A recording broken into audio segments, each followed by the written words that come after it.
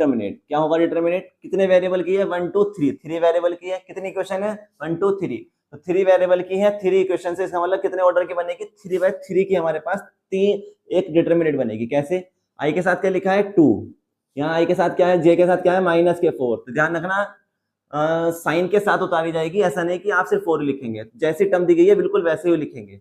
और यहाँ के साथ क्या है? 5, यहाँ पे आई के साथ क्या है? 1, फिर -1, और के साथ क्या है? 4।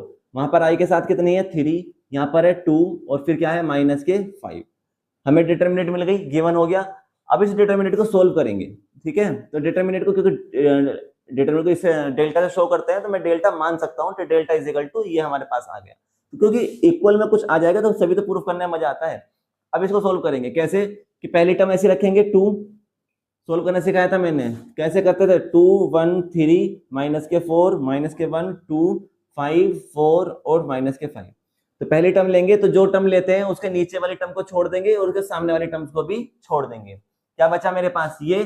तो इसकी मल्टीप्लाई इसके साथ और इसकी मल्टीप्लाई इसके साथ, तो 1 की मल्टीप्लाई किसके करेंगे? 5 से। तो देखो -1 और -5, माइनस माइनस प्लस हो जाएगा, 1 5 ज़ा 5, फिर फॉर्मूले में माइनस आता है, और 2 4 ज़ा 8। ये हमारे पास पहली टर्म आ गई। फिर आते हैं दूसरी टर्म। दूसरी टर्म कैसी आती है? माइनस की। तो दूसरी टर्म माइनस की आएगी, और टर्म है कितनी? -4। ध्यान रखना फॉर्मूले में क्या आता है? माइनस आता है। कैसे आता है ये मैं आपको सिखा चुका हूँ, आप डिटर्मिनेट की मेरी वीडियोस देख सकते हो, वहां पे मैंने बहुत सारे क्वेश्चन कराए हैं डिटर्मिनेट पे सोल्व करके, तो वहां से आप चेक कर सकते हो। अब आते हैं फिर से इस पर। अब हमने कौन सी टर्म ली है? सेकंड टर्म कैसी है? माइनस की है, तो -4 लिखा, और क्योंकि फॉर्मूले में माइनस आता है तो माइनस लिखा, ठीक है। अब इसको सोल्व करेंगे कैसे? सेकंड टर्म लिया तो इसके ऊपर नीचे वाले आइटम छोड़ देंगे और इसके आमने सामने वाले वेरिएबल को भी छोड़ देंगे। क्या बचा? 1। तो 1 की किससे होगी? पहले 5 से। तो 1 के 5 से करेंगे, क्योंकि ये प्लस का है और ये माइनस का है, तो कितना आएगा? -5। फिर फॉर्मूले में माइनस आता है। 3 4 ज़ा कितने होते हैं? 12। तो यहाँ पर ये 12 आ गया।